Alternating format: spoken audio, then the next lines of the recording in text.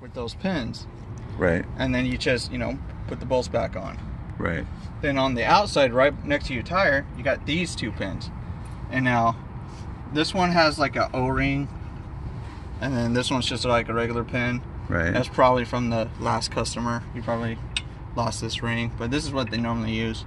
Okay. But you just take these off, and those little silver adjustable pieces for the 3-point, they go right in there. With those pins? Yeah. Okay. So that's for when I want to reassemble and put on the eye match. Yeah, the 3-point arms. So the eye match is gonna hook up, back up. So this stays just the way it is. Yeah. So the top part of that 3-point, it's like an arm. It goes right up in here, and I can show you on the actual thing. Okay. If you want, I'll just grab it, and I'll be right back. So we're showing the reassembly for the eye match, so I can use my tools back to here. So this is so left and right. Yeah. So we'll just put the left because right will just be the same except the opposite. Right. The part with the handle.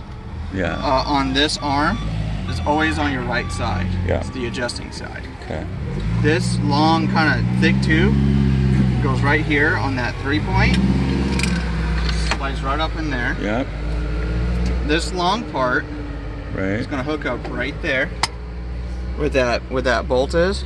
Right. I mean that pin. Yeah, so you pull the pin and reattach that. Yeah, and then this is that silver piece. Yeah. This silver piece goes right where this pin is. Okay. And that's how they go right back together. And that's it? Yeah.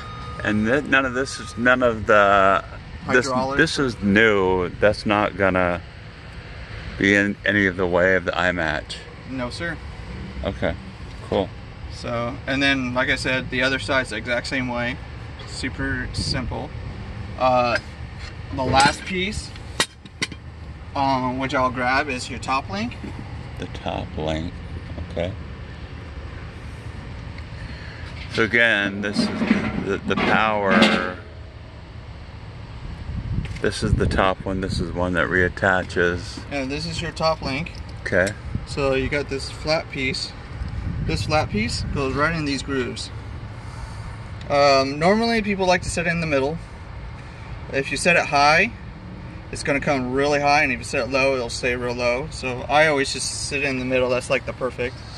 So the uplink stays in the middle generally. Right, yeah, so you just pull that pin, slide her in, this pin out, lock it down. Yep, and you might have to bring this all the way up to access the pin spot. Yeah.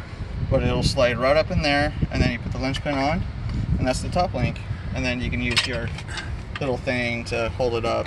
So when you drop this thing this stays stationary, but this is what moves up and down. Yes. This is our raise and lower points. Mm-hmm. Yeah. Okay.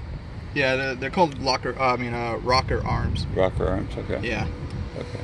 So, and that's kind of the basics on how to put this back together. It's pretty simple, kind of. Once you see all the pieces, it'll make sense. Okay. Yeah, it does. It makes sense to me. It is a lot easier than I thought it might be. So yeah, you just have to, do the protocols and land them where they go and make sure the pins are in tight. Yeah. So need to get some grease on these too, right?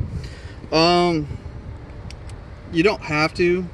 If they get a little tight, what I like to do is I'll take like a spray WD-40. Yeah. Kind of just slide them in there. Let's put some WD on that. What do I put in here? There's no zerps on there. No, there's no zerps or anything like that. Those are just, they stay like they are, and they're kind of like self-contained, what do you call them, bearings? Yeah. Yeah, there's self-sealed bearings in there. Okay.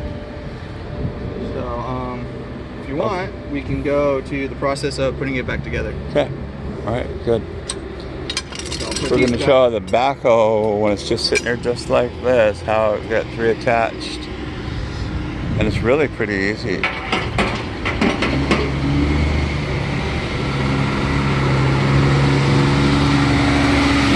do want to suggest is if you're going to store this thing out for a long time, cover it. Actually, you don't have to worry too much about covering, but get like a bunch of 2x4s and kind of stack it on the bottom of this. Yeah. Because after a while, the weight will kind of make this thing sag down a little, and it'll be a lot harder to put on. So I like because of the height. Right. If it starts dripping down a little bit, which it will after a certain amount of days, it'll be a little hard to put back together. So I like to tell people on these older models to stick, like I said, 2x4s. Something will hold it up. Yeah, something just to keep it from sagging too far. Yeah, so if it sits, it'll sag probably, and so just take care of it by putting in something underneath. Yeah. Got it. Yeah. Anything, bricks, Concrete 2x4. blocks, yeah. We got really small jack stands, anything. Okay. So yeah, now that we're done with that, let's go put it back together. All right. So what I like to try and do is push that lever down so I can get this down all the way. Okay. And it'd be easy to kind of like to lift it up and out. Yeah, because once their levers are down. Yeah, because once this is down and you go back, you can kind of adjust it on the seat without having to get off. Okay.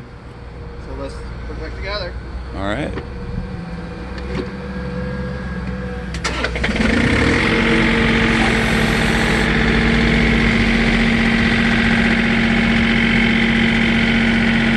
Now the goal is to get those tiny little arms in those little hooks at the top. Yep. You might have to adjust. Okay. So I'm real close. Bring the arms in the general area where they need to be. And then creep in. Just like that. Yeah. When you bring this up, you want to put the tractor on high, on the revving. And watch your foot right there because you want to start lifting.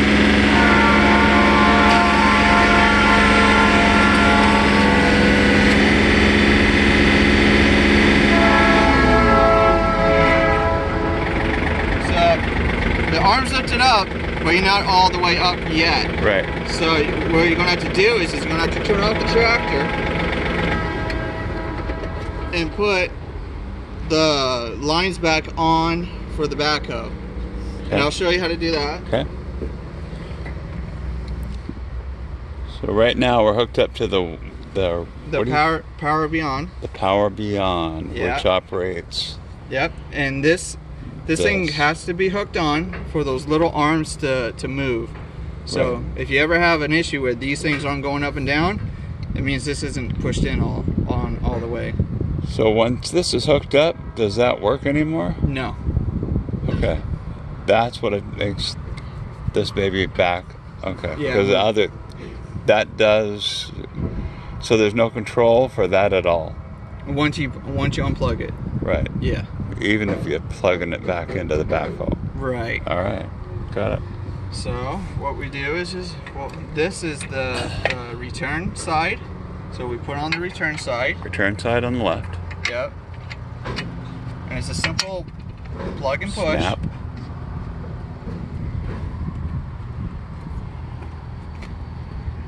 Then on this side, like I said, before you put it together, get this arm to relax.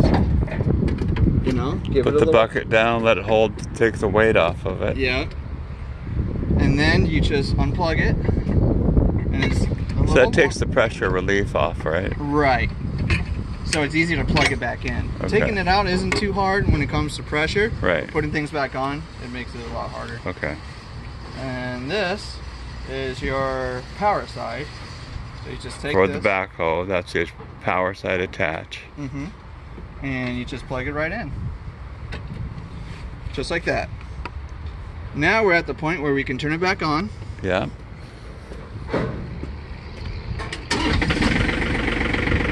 And we use the feet and the bucket to kind of lift it up again and get it right where it needs to be. Okay. That's to align the big pins. Right, to align the big pins to lock it in. These two little things right here are for your feet. Right. So you push this down, turn it on even, and then you just this. And then what I like to do, before I even use the bucket, I like to come over here and grab one of the pins, take the linchpin off, put it aside, and I like to see how smooth it is. If it's not going in, I need more pressure. So just bring it right up in, it slides in. See how it's not going in yet? Yep. I need more pressure. So we take the big boom, we push it down, and we push, and we get more pressure off of it. Now, if we go back to the pin, more pressure.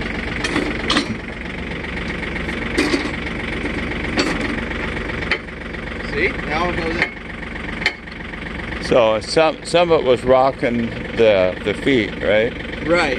What you're doing is you're pushing the backhoe on the frame to where it's going to slide up at the right angle. Okay. And then you just grab the pin, and you lock it, and it snaps right back into place. Okay. And we do the same thing on the other side. So Matt, you know, there's nothing on YouTube that we could find today that does what we're doing right now. Probably not. But there might be. There might if it's okay with you, I might put it on there. That's fine with me. So we take this, take the linchpin, put it on the side, and we'll see if it's clear. And most likely it should be, because we got a lot of pressure off of it. Right. And then we take the pin, and we put it back on, and it's locked on there. Now that we're completely locked on, we can take the pressure off. So we'll take both of the legs. Well, actually, let's do the bucket first.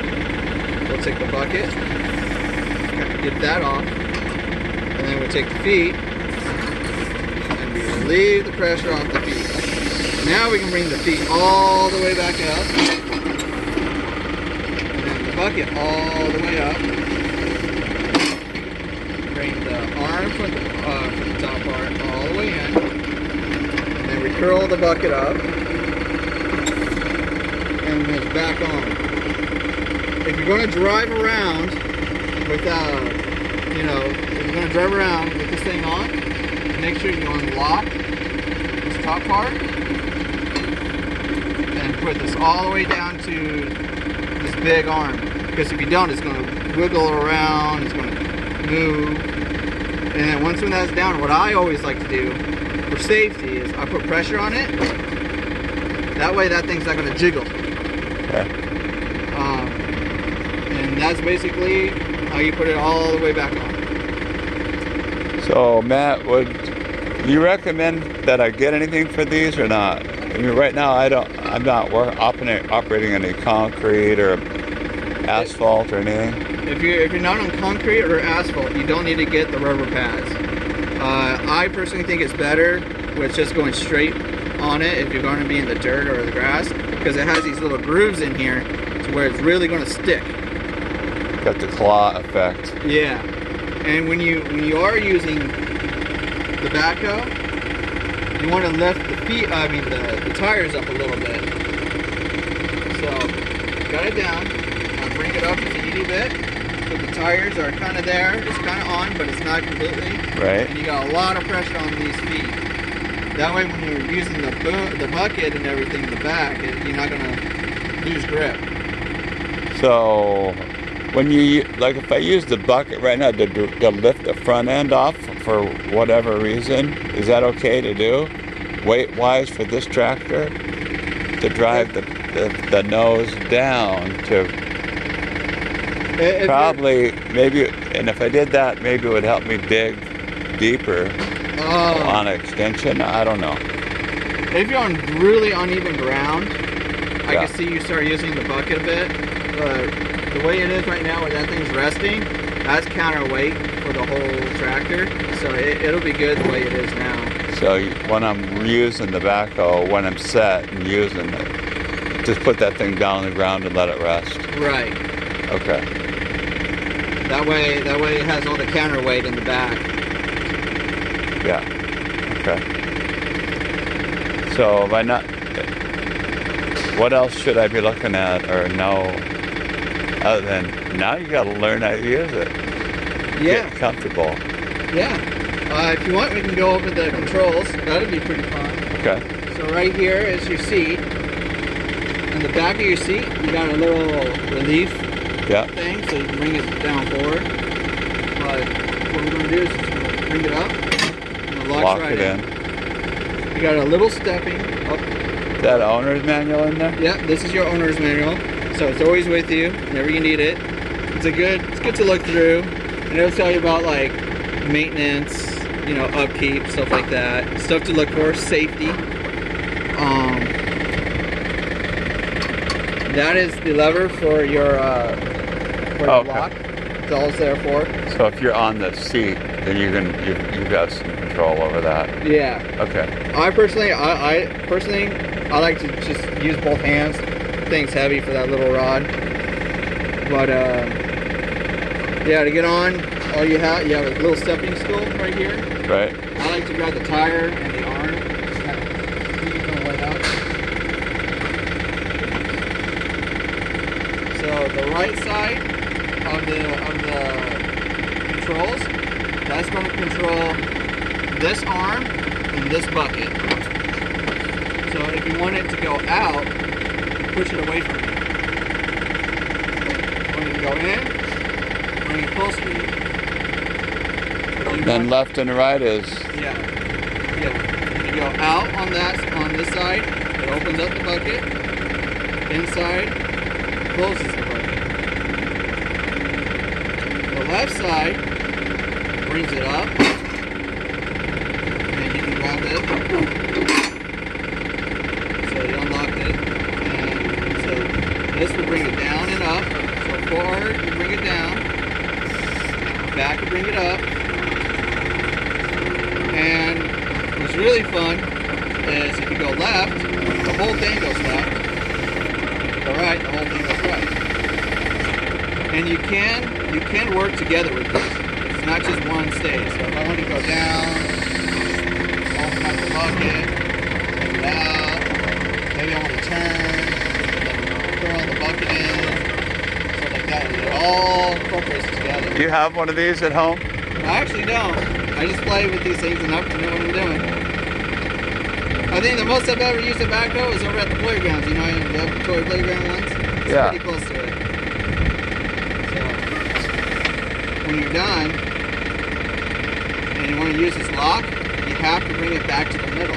Got to be centered up. Yeah. And you can always tell, because if you look straight down, there's two holes. Right there. Okay. See, yeah, there's two holes. I turn. Yep. Yeah, see? That's how what is this pin here for? That's when it locks. Yeah, that pin drops in the hole, obviously. Yes. That's part of keeps it from moving around while you're driving. Okay. So, let's say you're all done. Just want to curl. You want to keep everything curled in as possible when you're done and you're driving. So there. I'm all the way up. Pull the pin out. Bring this pin down. Put pressure on it so it doesn't jiggle off. And you lock it again. Okay. Something I do advise also is if you're using the backhoe a lot, especially if you're going to bring this thing, the arm all the way up, you could take this little sign. You can actually take these off. Okay. That way it doesn't fall on you. Because sometimes if you go real high, it'll slide right off. So. Okay. That's good to know. Yeah. Safety. So if you're going way up high, that might slide off and land in your lap. Yeah, it's actually happened to me when I work on these and I test them out. Sometimes I forget and they'll slide right on my lap. Okay. So, but other than that, that's about it for the tractor. So these teeth, can you change these teeth out? These are all welded in. So, if I wanted new teeth, how would I get them off? Unfortunately, we will have to bring it back to the shop and we'll have to replace them by cutting and all sorts of stuff.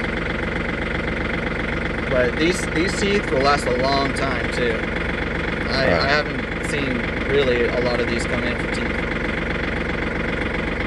So have you ever seen anybody attach, like if I had a longer longer one than this that had slid on attached to this. That I could dig out like just for like a single pipe or a hose underground. Did they have something like that?